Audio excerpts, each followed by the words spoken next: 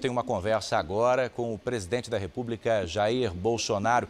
Ele está no Palácio da Alvorada e conversa comigo por teleconferência, portanto, pela internet. Eu quero agradecer muitíssimo a sua presença conosco aqui no Domingo Espetacular. Como vai o senhor, presidente? Tudo bem, graças a Deus. Eu que agradeço a oportunidade para me dirigir à nação brasileira. Presidente, nós estamos vivendo o primeiro fim de semana de uma quarentena voluntária, que nos próximos dias pode ser, inclusive, obrigatória em alguns estados do país. As famílias brasileiras estão lhe assistindo nesse momento de casa, muitas delas isoladas. Médicos infectologistas, presidente, dizem que o governo, de alguma forma, demorou a reconhecer a gravidade da situação que estamos vivendo. O que o senhor tem a dizer sobre isso? Olha, desde quando nós resgatamos os brasileiros lá na China, o Brasil, os nossos ministros, nosso governo vem tomando as providências. Nós trabalhamos, todos os ministros conversam entre si e várias medidas foram tomadas, em especial também junto à economia. O nosso ministro Henrique Mandetta, da Saúde, já vinha providenciando respiradores, abertura de leis de UTI, fazendo contato com os demais integrantes aqui do nosso governo para esperar o momento dessa gripe vir ao Brasil, porque nós sabíamos que ela viria ao Brasil. Agora, as pessoas que reclamam de mim, que não tomou providência, tenham tomado providência, como, por exemplo, aí o senhor governador de São Paulo, tem que lembrar que no dia 23 de fevereiro, ele estava na Sapucaí, no Rio de Janeiro. Logo depois, 8 de março, dia da mulher, teve uma corrida da mulher em São Paulo, ele estava lá com 18 mil pessoas ao teu lado. No dia seguinte, estava o lançamento da CNN com 1.300 pessoas do seu lado. Então, no que nós estamos vivendo? Nós não podemos politizar isso aqui. Só falei isso porque eles me atacam constantemente. Tá? Eu entendo, mas, presidente, sobre esse aspecto, para aproveitar o que o senhor está dizendo. É uma preocupação de todos nós buscar solução para o caso e atenuar o problema que já começou e sabendo que tem um prazo para aumentar e depois regredir e voltar à normalidade. Mas aproveitando o gancho que o senhor acaba de me dar nessa sua resposta, na posição destes governadores, o senhor teria estimulado o cancelamento, a suspensão do carnaval?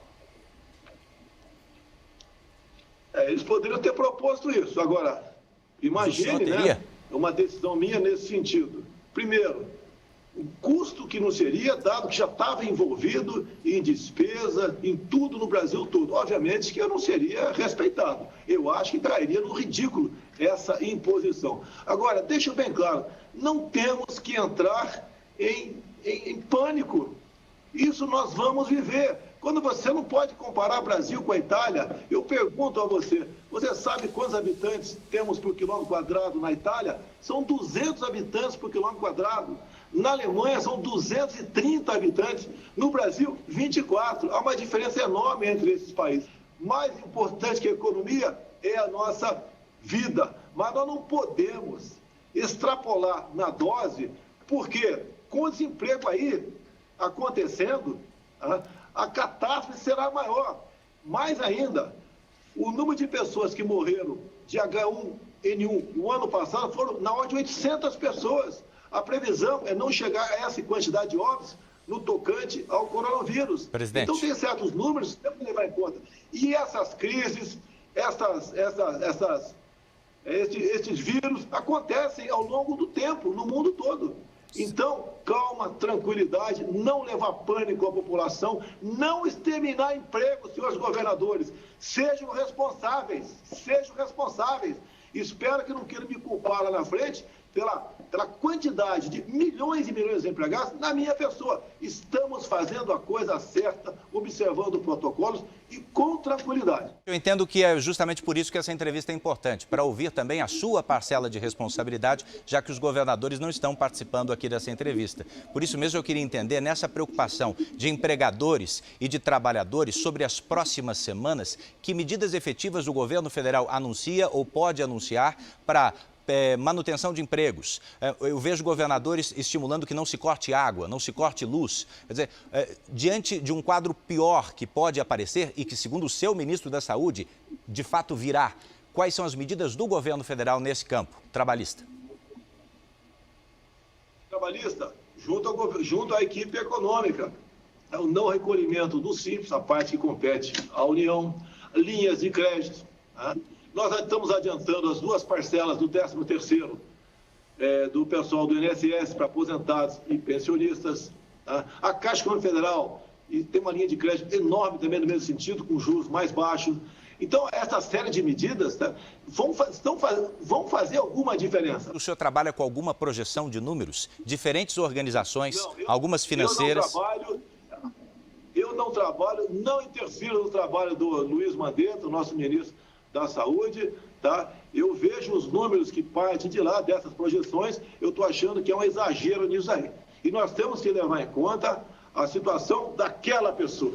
Às vezes o cara é uma pessoa como no Rio de Janeiro, que é uma pessoa grave, entubada lá, tem 50 anos de idade, né?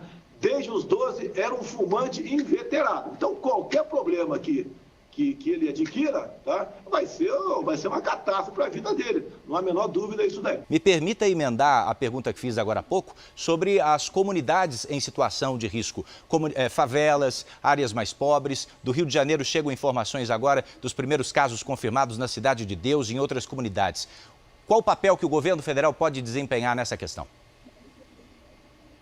Olha, tem uma comunidade do Rio de Janeiro, não vou falar o nome aqui, vão falar que estou discriminando, né? Tem um número de tuberculose muito alto. Tá? Entrando o vírus lá, com toda certeza, nessa comunidade, vai ter muita gente que vai perder a vida, porque vai ser agravado por esse vírus. Cuidado que tem que ter. Repito, é a mesma coisa, evitar a circulação. Já ficou claro nessa entrevista e em outras, presidente, que o senhor vem trocando farpas com governadores, sobretudo no Rio e em São Paulo. Eu pergunto para o senhor de maneira clara, em que isso ajuda ao enfrentamento da crise que estamos vivendo?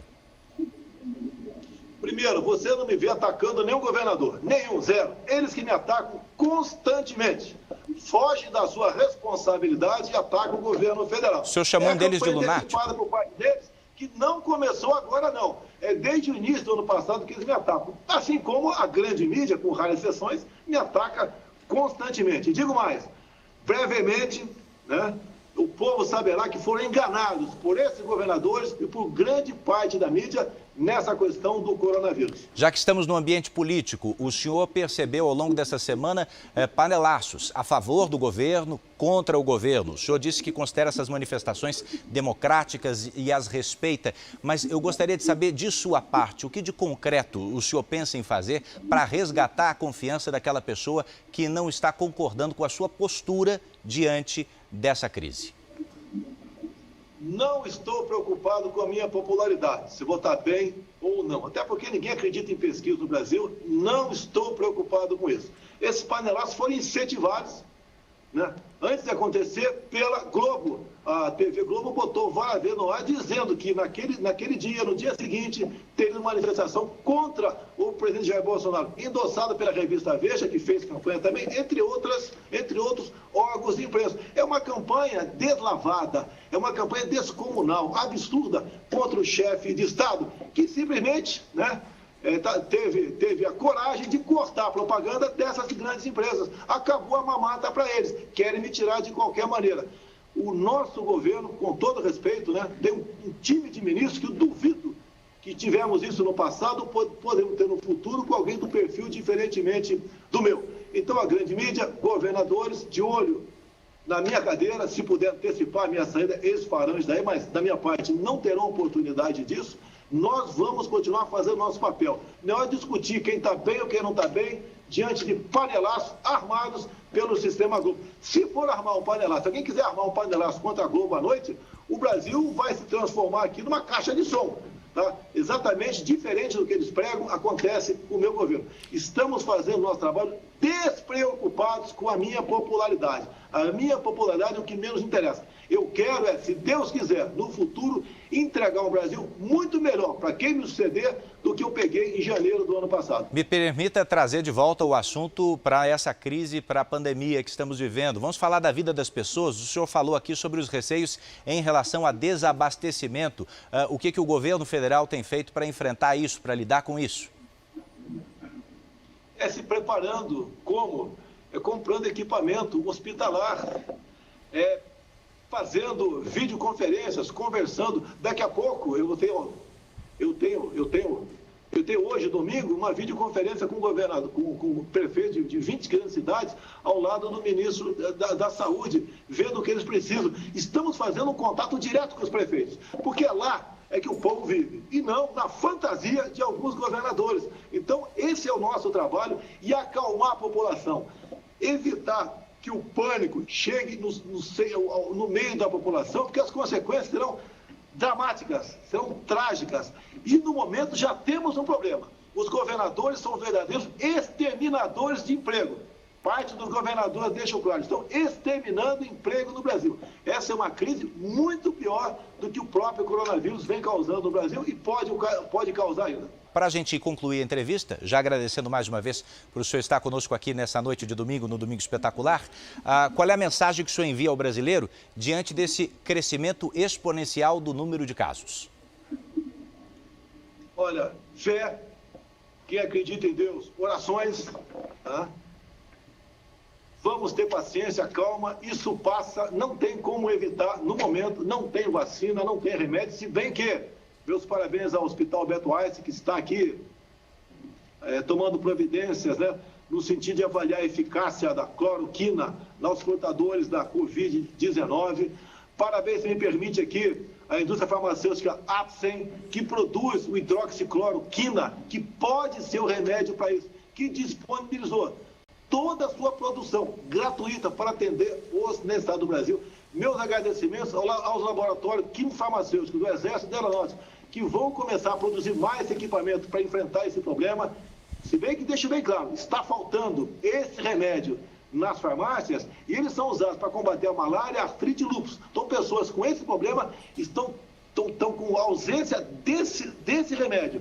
E esses laboratórios, o nosso e a Apsen, já estão em condições de fornecer, a partir de segunda-feira ou terça, esse remédio para que essas pessoas possam fazer uso dele. Então, estamos antecipando a problemas, mas estamos também colaborando em contato aqui, o Brasil, a nossa Anvisa, em contato com o nosso semelhante nos Estados Unidos, buscando saber até que ponto realmente esse remédio, que chama-se aqui no Brasil Reuquinol, pode ser constatado como importante para a cura de quem vier se acometer do Covid-19.